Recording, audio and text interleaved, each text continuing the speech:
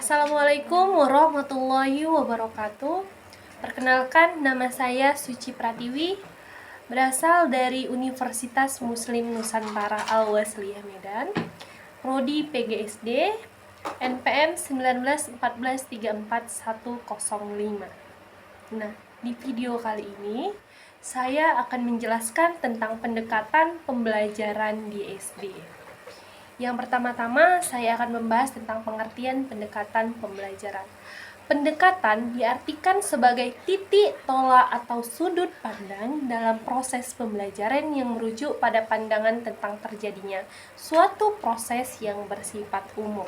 Nah, perlu kita ketahui sebagai calon pengajar, pendekatan ini merupakan unsur penting yang harus kita kuasai sebelum mempersiapkan perencanaan pembelajaran. Selanjutnya, tujuan pendekatan pembelajaran. Nah, tujuannya salah satunya yaitu membuat siswa belajar semaksimal mungkin sesuai potensi yang dimilikinya. Nah, kita sebagai guru harus menyadari bahwa semua siswa memiliki potensi belajar yang berbeda-beda.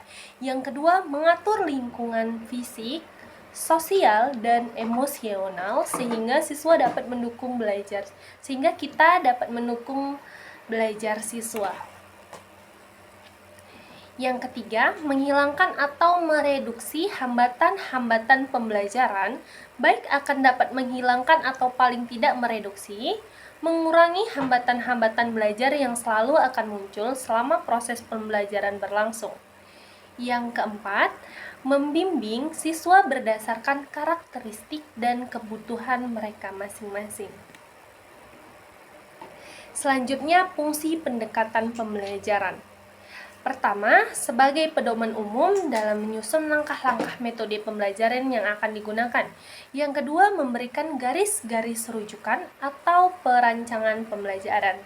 Yang ketiga, menilai hasil pembelajaran yang telah dicapai. Yang keempat, mendiagnosis masalah-masalah belajar yang timbul. Dan yang terakhir, menilai hasil penelitian dan pengembangan yang telah dilaksanakan. Yang keempat, ada jenis-jenis pendekatan. Nah, jenis-jenis pendekatan ini ada beberapa jenis. Yang pertama ada pendekatan expository. Nah, pendekatan expository learning. Nah, pendekatan ini dilatar belakangi anggapan terhadap siswa bahwa mereka masih kosong dengan ilmu. Pendekatan ini sangat cocok diterapkan pada materi ketauhidan. Dalam pendekatan ini, guru berfungsi sebagai desainer dan sebagai aktor. Selanjutnya ada pendekatan acquire learning. Nah, acquire learning adalah belajar mencari dan menemukan sendiri. Nah, dalam sistem belajar mengajar ini, guru menyajikan bahan pelajaran tidak dalam bentuk yang final, tetapi anak didik diberi peluang untuk mencari dan menemukan sendiri dengan penggunaan teknik pendekatan dan pemecahan masalah. Yang ketiga ada mystery learning. Nah, istilah belajar tuntas diangkat dari pengertian tentang apa yang disebut dengan situasi belajar. Dalam situasi belajar terdapat aneka macam kecepatan individu sebagai peserta belajar, baik murid maupun mahasiswa.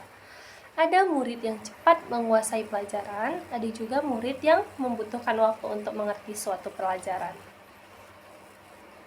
Yang keempat ada humanity education. Nah, menurut Muhyiddin Shah, humanity education adalah sebuah sistem klasik yang bersifat global, tetapi beberapa prinsip dasarnya diambil dari para ahli pendidikan atau dijadikan sebagai sistem pendekatan PBD. Yang kelima, menentukan pendekatan. Nah, kita sebagai calon guru SD pastinya ya ada 4 cara menentukan pendekatan pada murid. Yang pertama, melakukan pembelajaran kontekstual atau contextual teaching and learning. Yang kedua, bermain peran atau role playing. Yang ketiga, ada tuntas atau mystery learning. Dan yang terakhir, ada pembelajaran partisipasi.